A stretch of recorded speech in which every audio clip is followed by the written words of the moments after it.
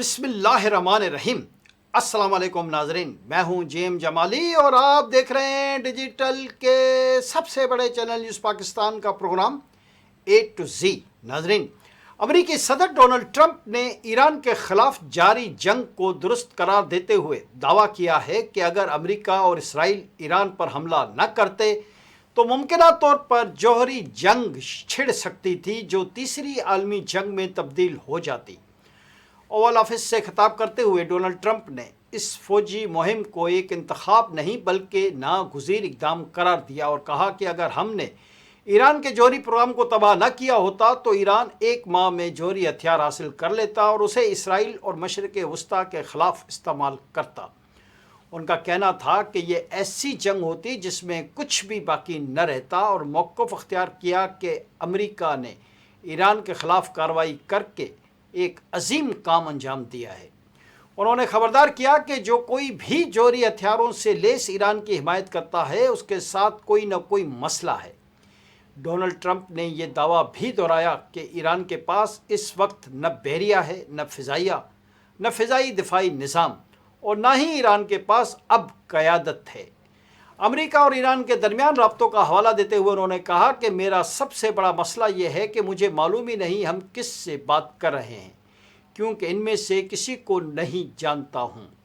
वो सब यानी ईरान की आला क़यादत मर चुकी है।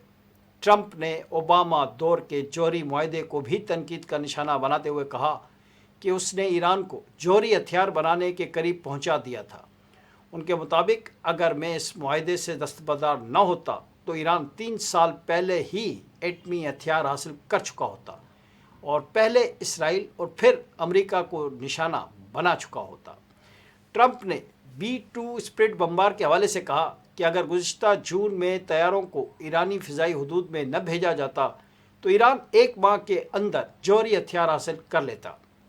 दूसरी जानिब ईरान ने इन तमाम दावों को मुस्तरद कर दिया। ईरानी हक्काम मुसलसल इस बात की तरदीद करते रहे हैं कि वो जौहरी हथियार हासिल करने की कोशिश कर रहे हैं, जबकि वज़ीर ख़ारजा अब्बास अराग़ची ने ज़ोर देकर कहा है कि ईरान सिर्फ ख़ित्ते में अमरीकी फ़ौजी अड्डों और तनसीबात को निशाना बनाता है, हमसाया ममालिक को नहीं।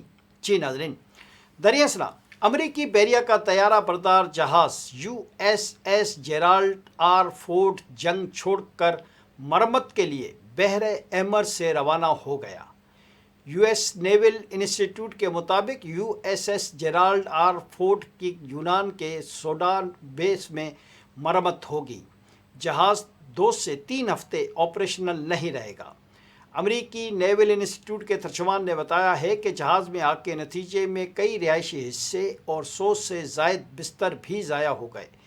इससे कबल अमरीकी अखबार ने कहा था कि USS जेराल्ड और 4 के मरकज़ी लॉन्ड्री एरिया में आग लगी थी जो बुझा दी गई और उसको बुझाने में 30 घंटों का वक्त लगा, जिसमें 2 अमरीकी फ़ौजी ज़ख्मी हुए थे जिनके इंजन को कोई नुकसान नहीं पहुंचा। आग लगने से 600 से ज़ायद फ़ौजी अपने बिस्तरों से महरूम हो गए।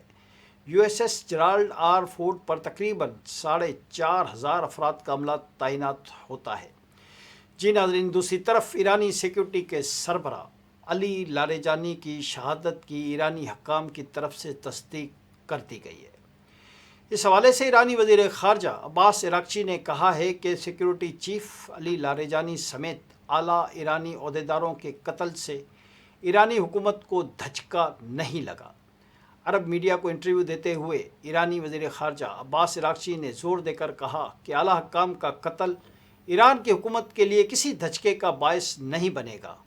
उन्होंने कहा कि मुझे मालूम नहीं कि अमेरिकियों और इसराइलियों ने अब तक ये बात क्यों नहीं समझी कि ईरान एक मजबूत सियासी ढांचे का हामिल है जिसमें मुस्तहकम सियासी, मुआशी और समाजी इदारे मौजूद हैं।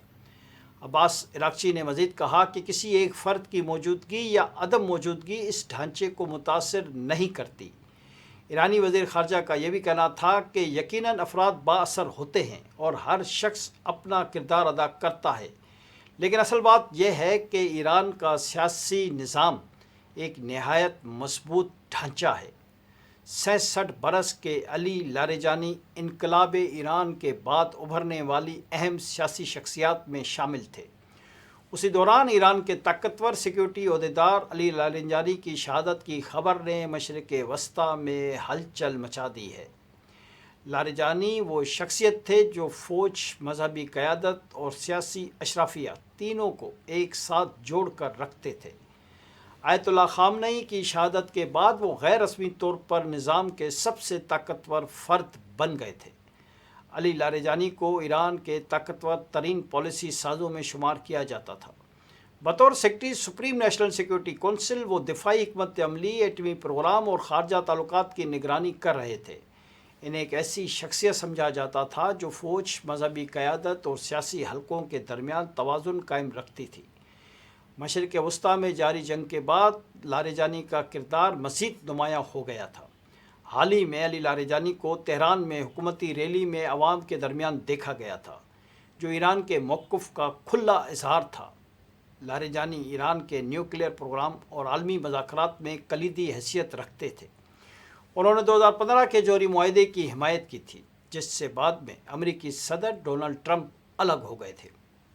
علی لاریجانی کی شہادت کے بعد ایران میں طاقت کا توازن بگڑ سکتا ہے، اندرونی سیاسی کشمکش بڑھ سکتی ہے اور خطے میں کشیدگی مزید شدت اختیار کر سکتی ہے۔ ان کے جانے سے پاور ویکیوم پیدا ہو سکتا ہے، مختلف دھڑوں میں کھینچا تانی بڑھ سکتی ہے، جنگی فیصلے سست یا غیر مؤثر بھی ہو سکتے ہیں اور کمانڈ اینڈ کنٹرول سسٹم کمزور بھی ہو سکتا ہے۔ جی ناظرین، ادھر ایران کی اسلامی انقلابی گارڈ کور نے کہا ہے کہ اس کے میزائلوں نے اسرائیل کے قلب میں واقع 100 سے زائد فوجی اور سیکیورٹی اہداف کو کامیابی سے نشانہ بنایا ہے، جو علی لاریجانی اور ان کے ساتھیوں کے قتل کا بدلہ ہے۔ غیر ملکی خبر رساں ادارے کے مطابق پاسداران انقلاب کی جانب سے جاری بیان میں دعویٰ کیا گیا ہے کہ ان اہداف کو اس لیے نشانہ بنایا جا سکا کیونکہ اسرائیل کے کثیر الجہتی اور انتہائی جدید دفاعی نظام کا انہدام ہو چکا تھا۔ بیان میں کہا گیا ہے کہ اس انتقامی کارروائی میں خرم مشہر 4، قدر، اماد اور خیبر شکن میزائل استعمال کیے گئے۔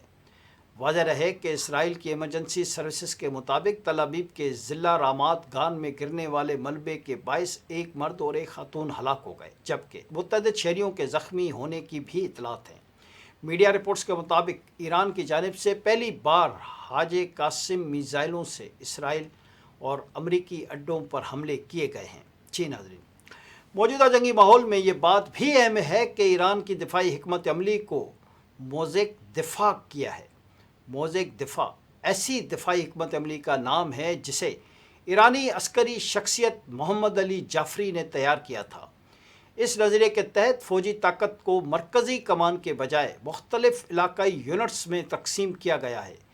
اس نظام میں اسلامی انقلاب گارڈ کور، IRGC، بسیج فورس، باقاعدہ فوجی یونٹس، میزائل اور بحری دستے سب غیر مرکزی مگر دفاعی نیٹ ورک کے طور پر کام کرتے ہیں۔ IRGC کو 31 صوبائی کمانڈرز میں تقسیم کیا گیا ہے، جہاں ہر صوبہ اپنی سطح پر انٹیلیجنس، اسلحہ اور کمانڈ کی صلاحیت رکھتا ہے۔ اگر مرکزی قیادت یا رابطہ متاثر بھی ہو جائے تو مقامی یونٹس خود کارروائی جاری رکھ سکتے ہیں۔ بین الاقوامی میڈیا رپورٹس کے مطابق عسکری ماہر ڈاکٹر مائیکل کونال کا ایرانی عسکری ڈھانچے سے متعلق کہنا ہے کہ اس ڈھانچے کا مقصد ایران کے دفاعی نظام کو اس حد تک پھیلا دینا ہے کہ اسے مکمل طور پر ناکارہ بنانا انتہائی مشکل ہو جائے۔ جی، آج کے لیے اتنا ہی۔ اگلے پروگرام تک کے لیے اپنے میزبان جیم جمالی کو اجازت دیجیے۔ اللہ حافظ۔